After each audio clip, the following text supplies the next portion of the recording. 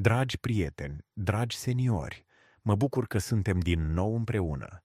Toamna și-a intrat deja în drepturi. Aerul e mai rece, iar zilele mai scurte. Vă rog, aveți grijă de voi, îmbrăcați-vă bine și nu uitați să vă protejați inima.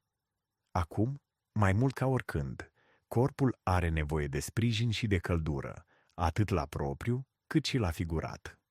În videoclipul de astăzi vom vorbi despre cea mai bună masă care ajută la curățarea arterelor. O masă simplă, naturală, pe care o putem pregăti chiar acasă. Vă voi explica de ce se formează placa în artere, ce vitamine și alimente ne pot ajuta să le menținem curate și cum putem reduce riscul bolilor cardiovasculare prin alegeri zilnice inteligente. Dacă simțiți că acest video vă este util, vă rog să dați un like. Fiecare apreciere îmi arată că munca mea contează și că mesajul ajunge acolo unde trebuie. Distribuiți-l cu cei dragi și lăsați-mi un comentariu. Spuneți-mi din ce oraș mă urmăriți. Împreună construim o comunitate frumoasă și sănătoasă. Haideți să începem pas cu pas și să înțelegem mai întâi de ce se formează placa în artere și ce se întâmplă în corpul nostru. Mulți oameni cred că placa din artere apare doar din cauza colesterolului. În realitate, lucrurile sunt mai complexe. Placa este un amestec de calciu, proteine și grăsimi care se depune treptat pe pereții arterelor, exact ca o peliculă care le îngustează și le face mai rigide. Totul începe de la inflamație, o reacție tăcută, provocată de zahărul în exces, de alimentele prăjite, de grăsimile rafinate și de stresul zilnic. Când aceste iritații persistă, pereții vaselor se deteriorează ușor, iar acolo se prinde colesterolul ca un plasture ce încearcă să repare zona afectată. În timp, acest proces se repetă, strat după strat, până când fluxul sanguin devine tot mai lent. În plus, microorganismele din gură sau din intestin pot ajunge în sânge, formând așa numitele biofilme care agravează problema. Dar vestea bună este că organismul nostru are o capacitate extraordinară de a se reface, dacă îi oferim nutrienții potriviți. În minutele următoare, vă voi arăta cum putem curăța arterele în mod natural, prin vitamine și alimente ușor de găsit. Hai să vorbim mai întâi despre vitamina K2, un nutrient mai puțin cunoscut, dar esențial pentru sănătatea inimii. Mulți oameni au auzit de calciu și de rolul lui în oase. Însă puțini știu că fără K2, calciul poate ajunge în locul greșit, în artere, nu în oase, iar acolo devine periculos, pentru că se depune pe pereții vaselor și le face rigide. Vitamina K2 are un rol uimitor. Direcționează calciul exact unde trebuie, activând proteine care curăță vasele de sânge și îl trimit către schelet, unde întărește oasele. Este ca un paznic atent care spune organismului aici, da, aici, nu. Din păcate, dieta modernă conține tot mai puțină K2. Gătitul excesiv, produsele ultraprocesate și lipsa alimentelor fermentate ne lasă adesea fără acest aliat natural. Vestea bună este că putem aduce ușor vitamina K2 în farfuria noastră prin alimente simple, tradiționale. Cele mai bune surse sunt brânzeturile maturate, telemea veche, cașcavalul, brânza de burduf, apoi varza murată, un aliment românesc clasic, plin de viață și, desigur, ouăle, consumate cu moderație. Toate acestea furnizează K2 într-o formă ușor de asimilat. Un alt beneficiu mai puțin cunoscut al vitaminei K2 este sprijinul pentru elasticitatea vaselor.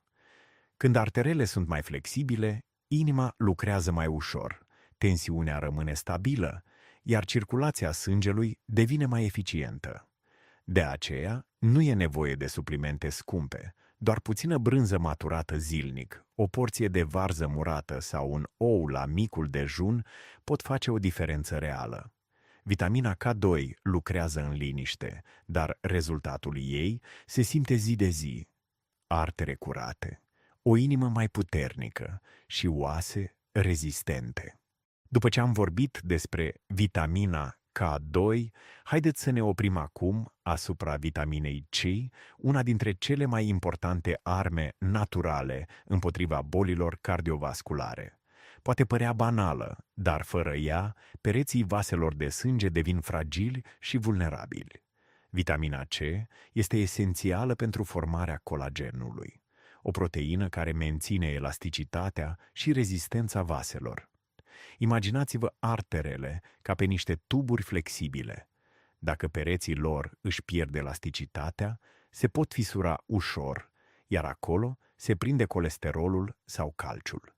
De aceea, o cantitate suficientă de vitamina C ajută la prevenirea acestor microleziuni care, în timp, duc la formarea plăcii. În plus, vitamina C acționează ca antioxidant puternic, neutralizând radicalii liberi generați de stres, fumat, poluare sau alimentație dezechilibrată. Prin această acțiune, reduce inflamația cronică și ajută sângele să circule mai liber, protejând nu doar inima, ci și creierul și plămânii. Dar poate cel mai interesant efect al vitaminei C este sprijinul pe care îl oferă imunității. Un sistem imunitar echilibrat înseamnă mai puține infecții, mai puțină inflamație și, implicit, o inimă mai sănătoasă. Este ca și cum am avea un scut intern care lucrează zilnic pentru noi, fără să-l vedem. România are norocul de a avea o abundență de alimente bogate în vitamina C, mai ales în sezonul rece.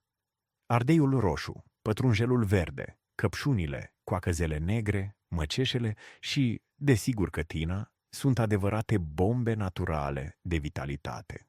Chiar și varza crudă sau murată păstrează o parte semnificativă din vitamina C, fiind o alegere excelentă pentru lunile de iarnă. Un pahar mic de zeamă de varză murată, băut dimineața, poate susține circulația și imunitatea mai bine decât multe suplimente, iar un simplu obicei zilnic, cum ar fi adăugarea de pătrunjel proaspăt peste mâncare, face diferența în timp. Este important să știm că organismul nu poate depozita vitamina C. Ea trebuie adusă zilnic prin alimentație.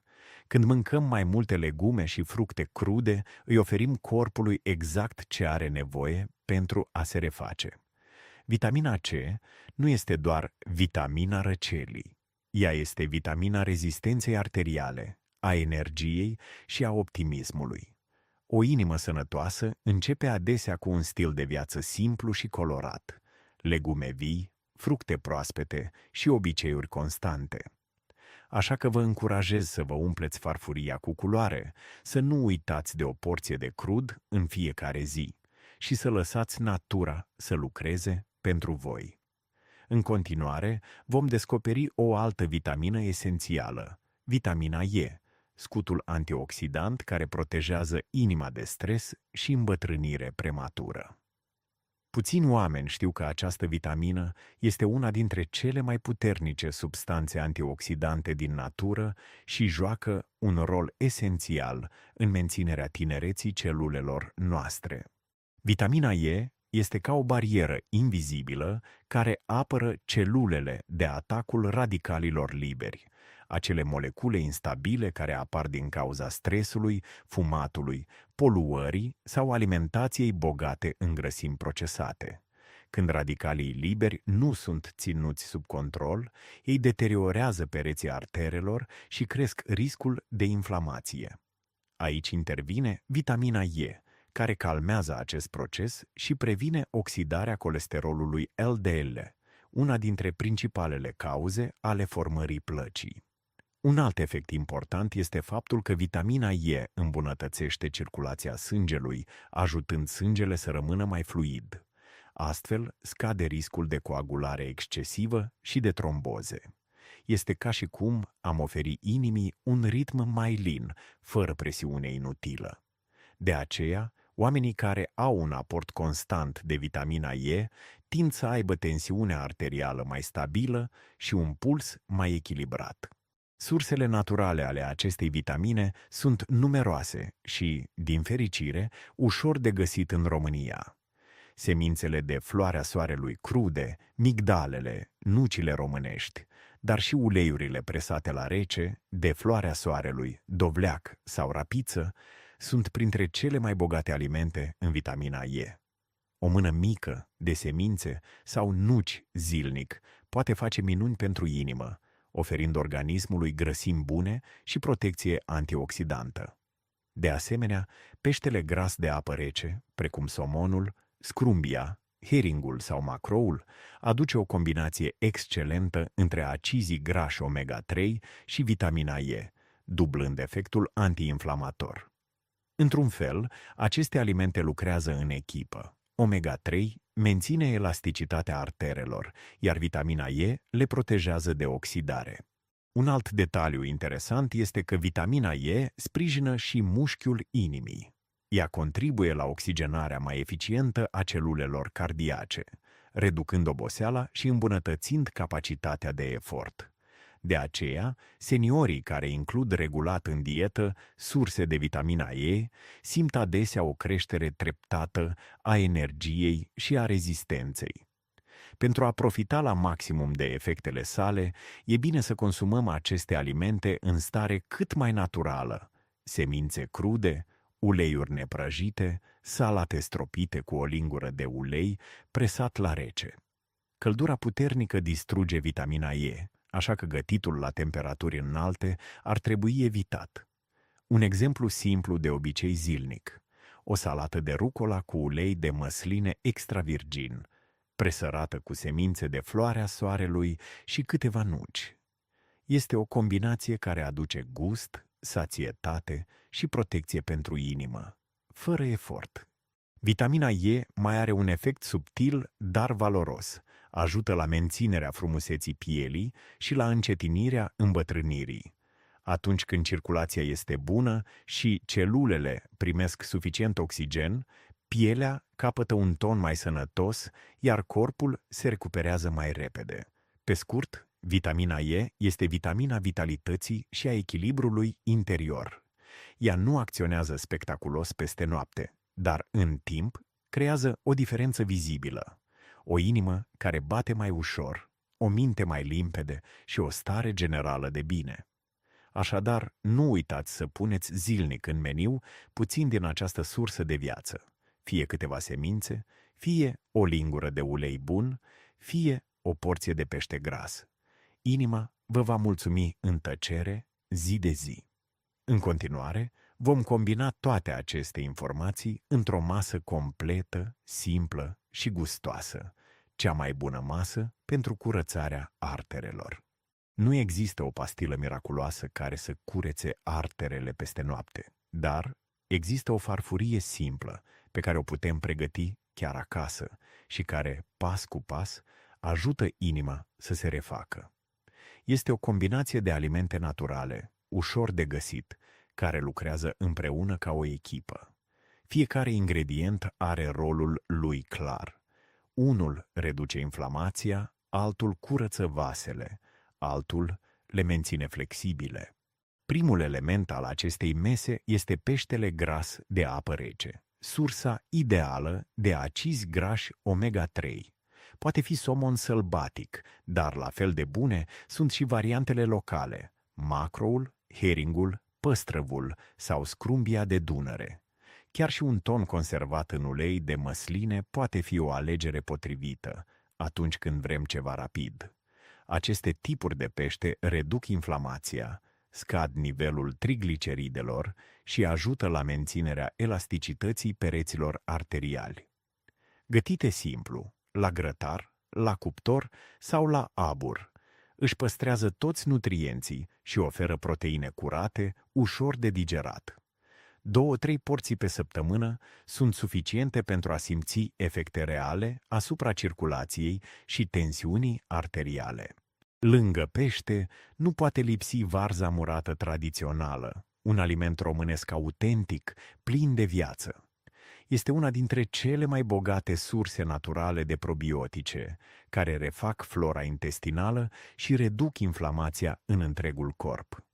În același timp, conține vitamina K2, ce împiedică depunerea calciului pe artere, și vitamina C, care întărește pereții vaselor. O porție mică servită zilnic ajută digestia, curăță organismul și întărește sistemul imunitar. Nu întâmplător, bunicii noștri consumau varză murată tot timpul iernii. Fără să știe, își protejau inima. Al treilea element este salata mare de rucola, o plantă cu gust ușor amar, dar cu beneficii extraordinare.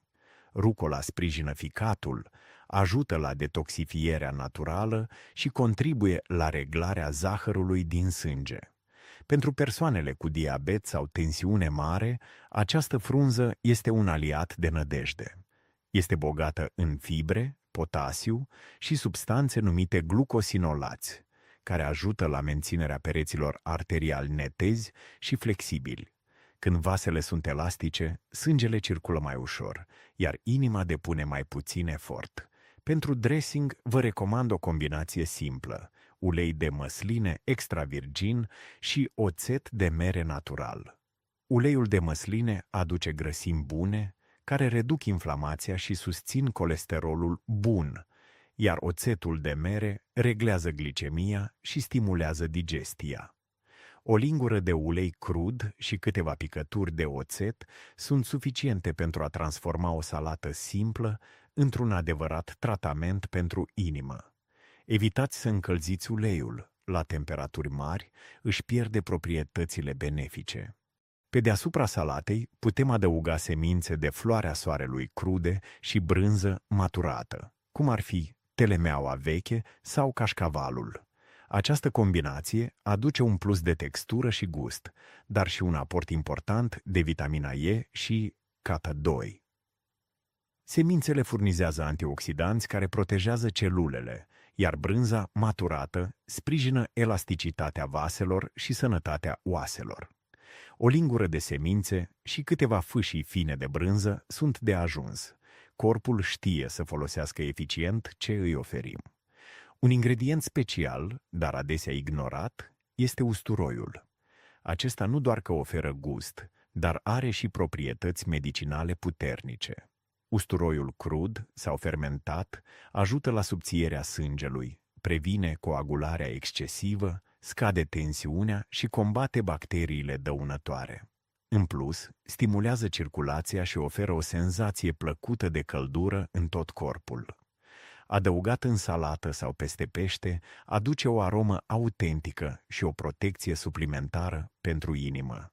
Această masă, aparent simplă, ascunde o logică perfectă. Fiecare ingredient sprijină altul. Peștele furnizează omega-3, uleiul ajută la absorbția vitaminelor liposolubile, varza aduce probiotice și K2, iar usturoiul curăță sângele. Împreună, ele transformă farfuria într-un medicament natural, fără reacții adverse. Cei care încep să mănânce astfel observă rapid schimbări subtile. Mai multă energie, o respirație mai ușoară, tensiune stabilă, somn mai bun. Nu e vorba de o dietă temporară, ci de un mod de viață calm și echilibrat. Adevărata prevenție nu stă în frică, ci în grijă zilnică. În loc să ne gândim ce nu avem voie, e mai util să ne concentrăm pe ce ne face bine. O farfurie colorată, cu pește, legume și semințe, e cel mai frumos cadou pe care îl putem face inimii noastre. Dacă v-a plăcut această rețetă simplă și echilibrată, dați un like și distribuiți videoul celor dragi. Fiecare apreciere înseamnă pentru mine că munca mea ajută pe cineva să trăiască mai bine. Iar dacă aveți propria variantă de masă a inimii sănătoase, scrieți-mi în comentarii. Împreună putem construi o comunitate care trăiește cu bucurie, responsabilitate și sănătate. Dragi prieteni, dacă ar fi să rămâneți cu un singur gând din tot ce am vorbit astăzi, acela ar fi acesta. Inima noastră are nevoie de atenție zilnică, nu de miracole peste noapte. O alimentație echilibrată, cu pește gras, varză murată, legume proaspete și grăsimi bune, este cel mai simplu mod de a o proteja. Vitaminele K2, C și E nu sunt doar litere din alfabet, ci prieteni care ne ajută să trăim mai mult și mai bine. Totul începe cu alegeri mici, o farfurie colorată, un pahar de apă în plus, o plimbare scurtă după masă. Cu pași calmi, dar constanți, putem reda inimii noastre forța și liniștea de care are nevoie. Vreau să vă mulțumesc din suflet pentru că sunteți aici, pentru fiecare mesaj, fiecare like și distribuire. Mă bucur să știu că formăm împreună o comunitate care crede în sănătate, echilibru și grijă reciprocă. Dacă acest video v-a fost de ajutor, lăsați un comentariu și spuneți-mi de unde mă urmăriți. Fiecare reacție contează, pentru că îmi arată că tot ce fac ajunge la oameni care au nevoie de aceste informații. Aveți grijă de voi, mâncați cu bucurie, trăiți cu liniște și nu uitați. O inimă iubită este o inimă sănătoasă.